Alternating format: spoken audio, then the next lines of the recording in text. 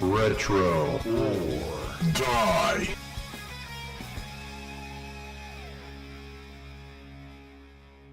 Resident Evil Dead Aim is a PS2 light gun shooter developed by Cavia Inc. and published by Capcom in the year 2003. This is the fourth installment of the Capcom Gun Survivor games. The Gun Survivor series were based off Capcom's two biggest IPs of that time, 3 dedicated to Resident Evil, and 1 based off of Dino Crisis. While these titles are light gun based, they can be played using the PlayStation controllers respectively. And since many of us don't have a tube television anymore, using the old DualShock is your best bet.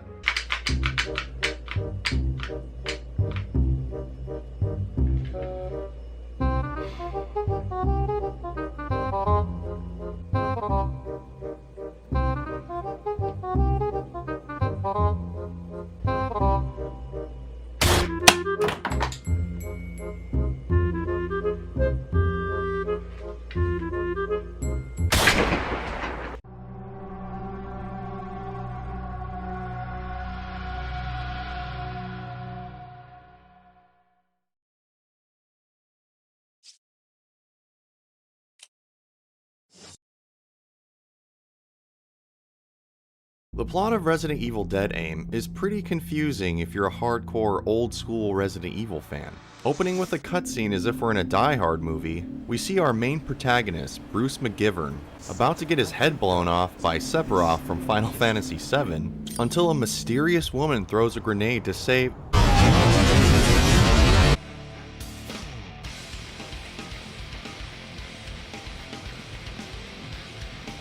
Anyways, set in the year 2002, 4 years after the events in Raccoon City and Code Veronica, we take control of Bruce McGivern, a member of the Anti-Umbrella Pursuit Investigation Team, whose voice makes him sound more like a long-lost brother of the family in Resident Evil 7.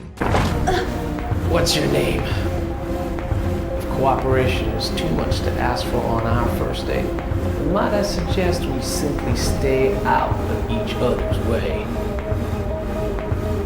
Welcome to the family, son.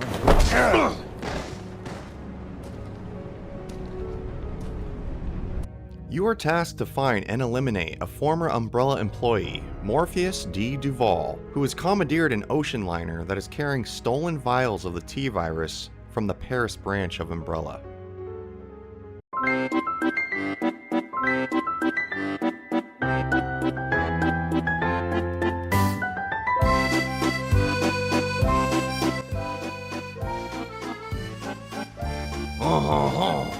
Where are the vials?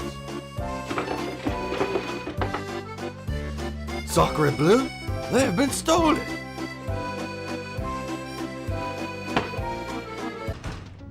Morpheus has threatened if he doesn't receive a payment of $1 billion, he will fire the missiles full of the virus at the US and China. What Morpheus and Bruce didn't count on is that the T-Virus had leaked and spread, infecting the crew upon the ship and unleashing deadly BOWs to stalk the halls. It's now Bruce's job to stop Morpheus and not get infected himself.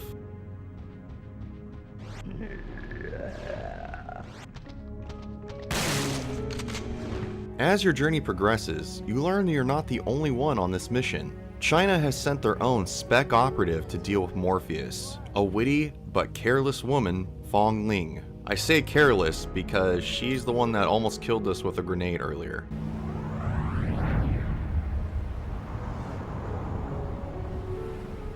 The controls are surprisingly tight for a game that switches from first-person arcade shooter to a third-person survival horror game. This was the very first Resident Evil that let you walk while firing and reloading your weapon. While this game is meant to be played with the light gun, I preferred the DualShock controller due to constantly running from enemies and avoiding getting stuck on corners and halls, which does happen often. The music for this game is horrible. When I say Resident Evil to you, what's the first thing that pops into your mind? The fucking music? It plays the same few tracks over and over again, and the most damning thing is the save room.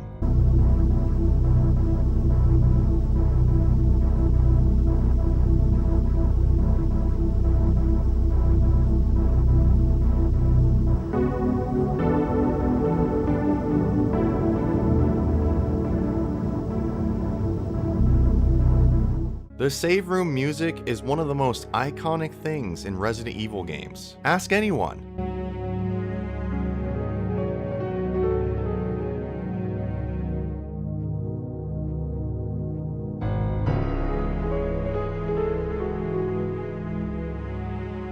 Something I found hilarious in this game were some of the new enemies it was trying to push, like bugs. Sure, Resident Evil fans by now have seen just about everything used as an enemy, but some of these look like they were literally just thrown in because they had no idea where the story was going. Speaking of enemies, let's get back to Morpheus, who apparently didn't die from a grenade blowing up in his face. Decides to inject himself with a mixture of the T virus and the G virus, giving him the powers of the electricity gremlin in Gremlins 2. Not only that, now he's a woman. Yes, you heard me right. Morpheus is now Morphelia. When I first encountered the transformed Morpheus, I didn't even know that was him. I thought it was another nonsensical enemy shot out by the developer's head to somewhat look like Veronica from Resident Evil Code Veronica. But once he speaks, or she speaks, the voice goes in and out from sounding like a man and a woman. A scared little rat with an ugly, useless gun. He even morphed his feet into woman stilettos. I'm just a sweet transvestite from transsexual Transylvania. Later, the ship blows up and you escape, finding yourself on an abandoned test site for Umbrella and their failed experiments. One looking and sounding like a 5-year-old drew it.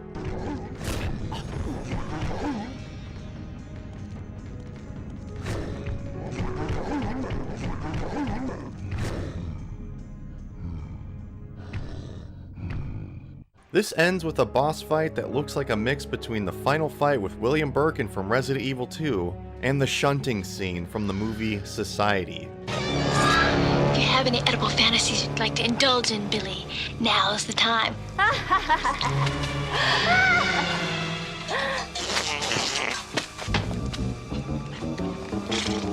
I guess you're right. I am a butthead.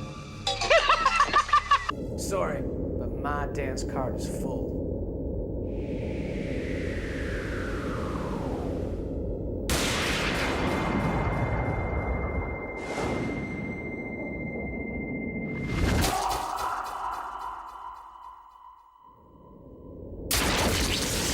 On a scale of 1 to 10, I give Resident Evil Dead Aim a 7. This is one of the strangest Resident Evil games I have ever played, and for the most part, it wasn't bad. I appreciate having a new setting on an ocean liner, and it seems like a precursor to what the Resident Evil Revelation game became. The boss enemies had me laughing the whole way through, and what I found most interesting, while at the same time confusing, were all the logs from the crew and diaries to be read. I say confusing because there are some that contradict the events in Resident Evil 2, and some people even claiming they were responsible for the whole outbreak in Raccoon City.